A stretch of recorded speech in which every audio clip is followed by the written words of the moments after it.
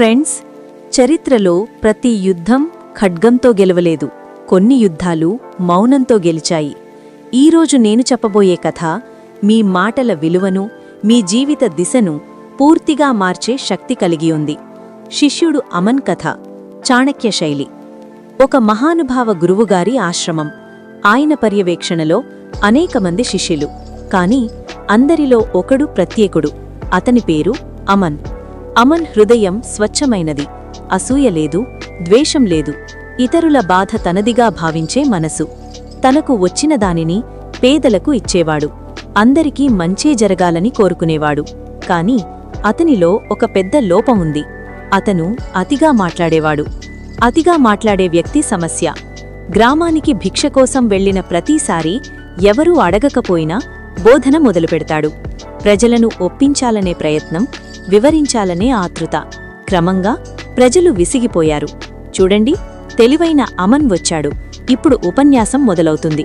అతను రాగానే కొంతమంది వెనక్కి తిరిగారు, మరికొందరు నవ్వారు. అమన్ హృదయం గాయపడింది.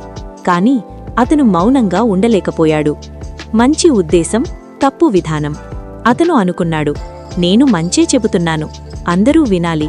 కాని ఒక సత్యం గుర్తుంచుకోండి, మంచి మాట కూడా తప్పు సమయంలో చెప్పితే విషమే.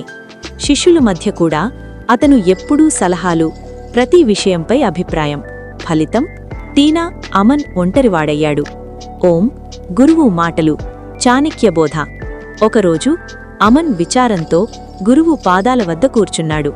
గురుదేవా, నేను అందరికీ మంచి చేయాలనుకున్నాను, కాని అందరూ నన్ను దూరం చేస్తున్నారు. ఎందుకు? గురువు చిరునవ్వుతో ఇలా అన్నాడు, కుమారా, నీ హృదయం పవిత్రమైనది, కాని నీ విధానం ప్రమాదకరం. మాటలు ఒక వ్యక్తిని రాజుని కూడా చేయగలవు, భిక్షాటనికుణ్ణి కూడా చేయగలవు. రాజసభ కథ. మౌనశక్తి. గురువు చెప్పాడు. ఒక రాజ్యంలో రాజగురువును ఎంచుకోవలసిన పరిస్థితి. ఇద్దరు పండితులు. విశ్వనాథ్ అతిగా మాట్లాడేవాడు, తన జ్ఞానాన్ని ప్రదర్శించేవాడు. సోమనాథ్ తక్కువ మాట్లాడేవాడు, ఎక్కువ వినేవాడు. మాటలు వర్సెస్ మౌనం. విశ్వనాథ్ మాట్లాడుతూ రాజునే ఆపేశాడు. తర్కం, శాస్త్రాలు, అహంకారం. సోమనాథ్ మాత్రం మెల్లగా ఇలా అన్నాడు, మహారాజా, నేను గొప్ప పండితుణ్ణి కాదు, ప్రతిరోజూ నేర్చుకోడానికి సిద్ధంగా ఉన్న శిష్యుణ్ణి. రాజు తక్షణమే నిర్ణయం తీసుకున్నాడు. రాజగురువు సోమనాథ్. ఎందుకంటే జ్ఞానం మాట్లాడటంలో కాదు, వినడంలో ఉంది. చాణక్య శైలి.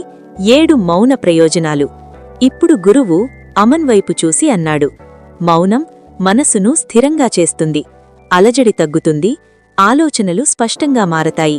మౌనం తెలివిని పదును చేస్తుంది, ప్రతిస్పందన కాదు, విచక్షణ వస్తుంది. మౌనం స్వీయ నియంత్రణ.